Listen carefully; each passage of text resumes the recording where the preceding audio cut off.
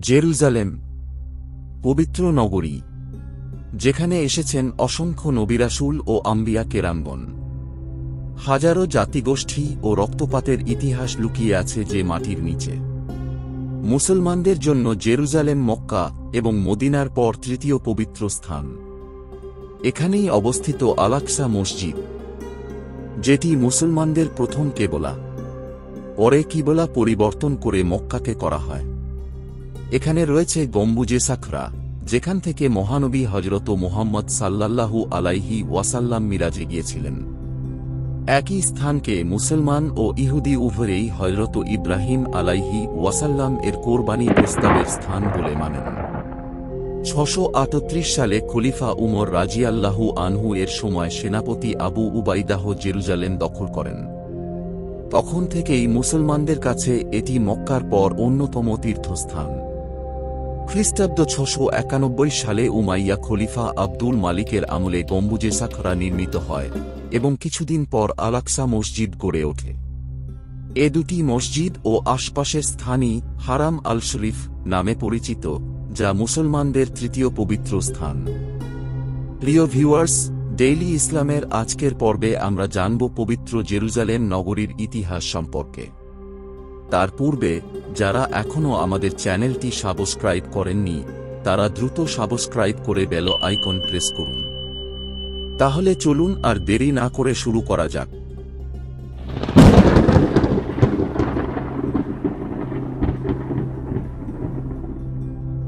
Jerusalem নগরী। হাজারো প্রশ্নোত্তর লুকিয়ে আছে যে নগরীর প্রতিটি ইঞ্চি মাটিতে। এখনো যে শহরে আধার নামে ক্ষুধা, আর্তনাদ আর মাজলুমের আহাজারিতে, আর ভোর হয় বোমার আঘাতে স্বজন হারানোর বেদনাতে। খ্রিস্টপূর্ব 4000 সাল থেকেই জেরুজালেমে মানুষের বসতি ছিল। সে সময় এর নাম ছিল জেবুসাইট, যা ছিল একটি কানানীয় নগরী।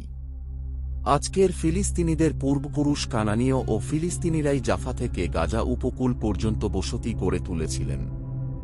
সেখান থেকেই ফিলিস্তিয়া বা প্যালেস্টাইন নামের উৎপত্তি। খ্রিস্টপূর্ব 1000 সালে ইসরায়েলি রাজা দাউদ কিংবা নবী হযরত দাউদ আলাইহি ওয়াসাল্লাম এ শহরটিকে আয়ত্ত করে সুরক্ষিত নগরীতে রূপ দেন। পরবর্তীতে তার পুত্র হযরত সুলাইমান আলাইহি ওয়াসাল্লাম এখানে মন্দির নির্মাণ করলে জেরুজালেম ইহুদি, খ্রিস্টান ও মুসলমান তিন ধর্মের মানুষের কাছেই আধ্যাত্মিক রাজধানী হয়ে ওঠে। তবে খ্রিস্টপূর্ব 586 সালে ব্যাবিলনীয়রা সেই মন্দির ধ্বংস করে। এরপর আলেকজান্ডার দ্য গ্রেট পোটলেমি ও সেলিউকাস একে দখল করেন। প্রথম শতাব্দীতে জেরুজালেম মাকাবীয় সাম্রাজ্যের রাজধানী হয়, পরে দীর্ঘ সময় রোমান শাসনে থাকে। রোমান যুগেই বেথলেহেমে জন্ম নেন যিশু খ্রিস্ট, যাকে খ্রিস্টানরা ঈশ্বরের পুত্র এবং মুসলমানরা মহান নবী হিসেবে মানেন। তিনি মানুষকে এক আল্লাহর ইবাদতের আহ্বান জানিয়েছিলেন। কিন্তু জেরুজালেমেই বিদ্রোহের অভিযোগে রোমান শাসক পন্টিয়াস পাইলট তাকে মৃত্যুদণ্ড দেন।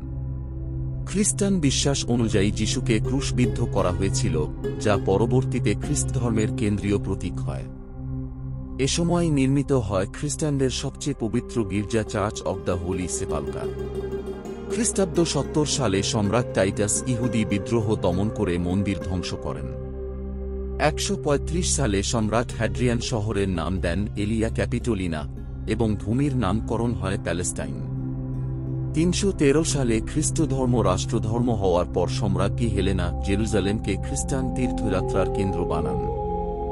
ইসলাম আগমনের পর 638 খ্রিস্টাব্দে খলিফা উমর রাদিয়াল্লাহু এর সেনাপতি আবু উবাইদাহ শহরটি দখল করেন। খ্রিস্টাব্দ 691 সালে উমাইয়া খলিফা আব্দুল মালিকের আমলে গম্বুজে সাখরা নির্মিত হয় এবং কিছুদিন পর আল-আকসা মসজিদ গড়ে ওঠে। এ দুটি মসজিদ ও আশপাশের স্থানই হারাম আল শরীফ নামে পরিচিত, যা মুসলমানদের তৃতীয় পবিত্র স্থান। একাদশ শতকে ক্রুসেডাররা জেরুজালেম দখল করে নির্বিচারে ইহুদি, খ্রিস্টান ও মুসলমানদের হত্যা করে। কিন্তু 1187 সালে সালাহউদ্দিন আইয়ুবী শহর পুনর্দখল করে ইতিহাসে অনন্য নজির রাখেন। প্রতিশোধ না নিয়ে তিনি নিরাপত্তা ও স্বাধীনতার নিশ্চয়তা দেন। পরবর্তী সময়ে মামলুক ও উসমানীয়রা শহরটি পুনর্গঠন করে। উসমানীয় সুলতান সুলাইমান দ্য ম্যাগনিফিসেন্ট শহরের প্রাচীর এবং গম্বুজে সাখরার বহিরাংশে অসাধারণ টাইলস নির্মাণ করান, যা আজও জেরুজালেমের শোভা বৃদ্ধি করে। প্রথম বিশ্বযুদ্ধের সময় 1917 সালে ব্রিটিশ বাহিনী জেরুজালেম দখল করে। একই বছর বেলফোর ঘোষণা ইহুদিদের জন্য একটি জাতীয় স্বদেশভূমি গঠনের পক্ষে মত দেয়। এর মাধ্যমে জেরুজালেমের ভাগ্যে নতুন দ্বন্দ্বময় অধ্যায়ের সূচনা হয়। 1947 সালে জাতিসংঘ প্রস্তাব করে জেরুজালেমকে আন্তর্জাতিক প্রশাসনের অধীনে রাখার। কিন্তু 1948 সালের যুদ্ধে পশ্চিম অংশ ইসরায়েলের দখলে যায় এবং পূর্ব জেরুজালেম জর্দানের নিয়ন্ত্রণে আসে। 1967 সালের 6 দিনের যুদ্ধে ইসরায়েল পূর্ব জেরুজালেম দখল করে এটিকে তাদের অখণ্ড রাজধানী ঘোষণা করে, যদিও আন্তর্জাতিক মহল তা অবৈধ বলে স্বীকৃতি দেয়। জাতিসংঘের একাধিক প্রস্তাবে ইসরায়েলের এই কর্মকাণ্ডকে বেআইনি ঘোষণা করেছে। তবুও দখলদারিত্ব ও বস্তি স্থাপন আজও চলমান। ফিলিস্তিনিরা পূর্ব জেরুজালেমকে ভবিষ্যৎ রাষ্ট্রের রাজধানী হিসেবে দাবি করে, অন্যদিকে ইসরায়েল পুরো জেরুজালেমকেই তাদের চিরস্থায়ী রাজধানী ঘোষণা করেছে। বর্তমান সময়ে জেরুজালেম কেবল ইতিহাসের শহর নয়, বরং বৈশ্বিক রাজনীতির জটিল সমীকরণ। মসজিদে আকসার পবিত্র প্রাঙ্গণ থেকে শুরু করে শহরের প্রতিটি ইট পাথর আজও বহন করছে ধর্মীয় অনুভূতি, রক্ত, অশ্রু ও আত্মত্যাগের দীর্ঘ কাহিনী।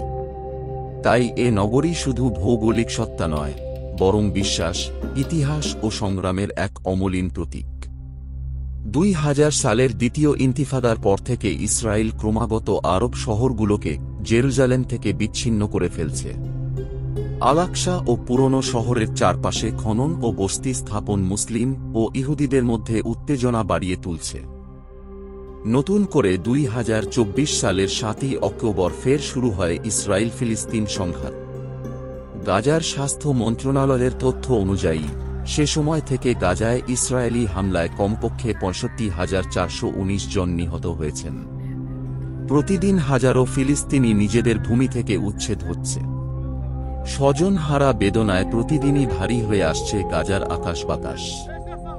দীর্ঘদিন অবরুদ্ধ থাকার কারণে ত্রাণ পৌঁছাতে পারছে না বিভিন্ন আন্তর্জাতিক মানবাধিকার সংস্থাগুলো।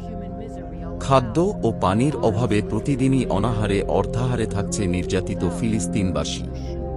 খোদা তাআলাই ভালো জানেন কবে শেষ হবে এই নীরব দুর্ভিক্ষ।